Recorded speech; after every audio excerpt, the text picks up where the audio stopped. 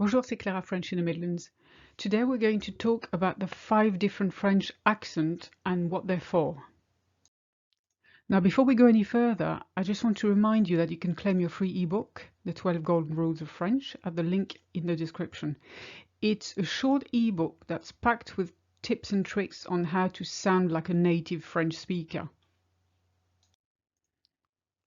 Let's have a look at les accents.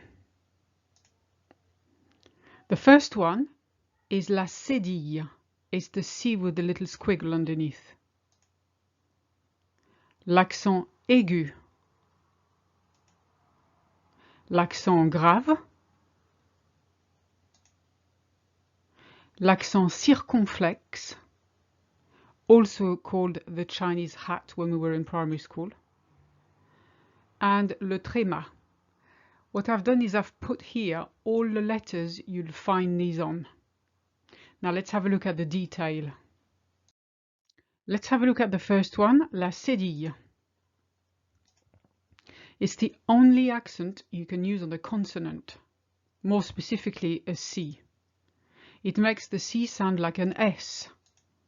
For instance, français, garçon, reçu, ça.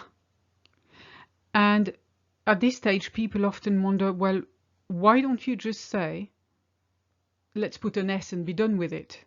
But we can't, because take the word français, for instance, it comes from France, which is the country. So you're stuck with the F-R-A-N-C of France, and you can change the ending to make the word French. So you have to keep that C, you have to find a way of making it sound like an S, and that's the only way you weaken the C, if you like. The same happens with reçu. Now reçu is from the verb recevoir. Normally CE, automatically you end up with a S sound, but CU should be a K. So reçu is the only way to make it sound like an S. Put a cedilla on it. Then we've got l'accent aigu. And this one is only ever used on the letter E. It makes the E sound like the A in 8. That's the closest I could get to English. It's used to indicate the past participle as well. When you say, for instance, j'ai mangé, I have eaten, the A is your past ending. For instance, you'll find it on café, canapé, soufflé. Now for the accent grave. It's just the other way around, this one, from the previous one.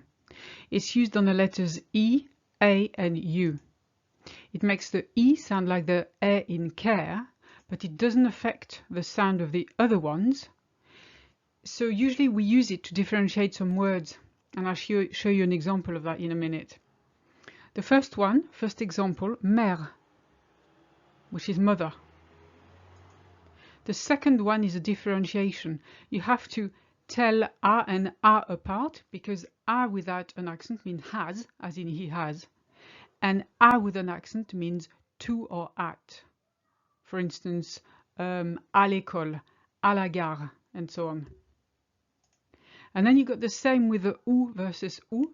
So you see the sound is exactly the same. When you write down, ou without an accent means or, and ou with an accent means where. So that's a massive difference.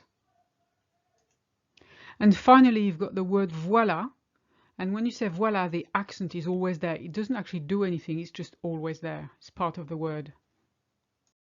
Now, possibly the weirdest one is l'accent circonflexe. It can be used on all the vowels and only affects the sound of the E. It makes the E sound like the A in care, just like the accent grave you had before. Historically, it means that an S used to follow that vowel. Over time, it got replaced with this accent. Château has a circonflexe. Of course, it's from the word castel. Forêt used to be forest. Dîner, hôtel, sur. So you see there's no difference in sound apart from the E where it says you say E as in forêt. And the last one is another odd one. It's called le tréma, 2 little dots. It's used on the letters E, A and U and only has one purpose. It indicates that the vowel has to be pronounced separately from the one before. This is a problem with French because say you put A and I together, it makes the sound E. Okay. Now, when you put A and I together with a tréma on top of the I, then you say AI. So for instance, Noël, aigu, maïs, aïeul. If it wasn't for the tréma, you would say nol, egg, mais, and éole. See the difference? So Noël means Christmas, aigu means acute, maïs is corn, and aïeul is the ancestor.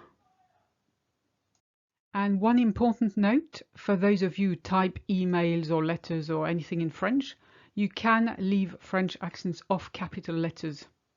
It's fine. And that's it for now. Thank you for watching. And if you have any questions, leave a comment below and I'll get back to you as soon as possible. À bientôt.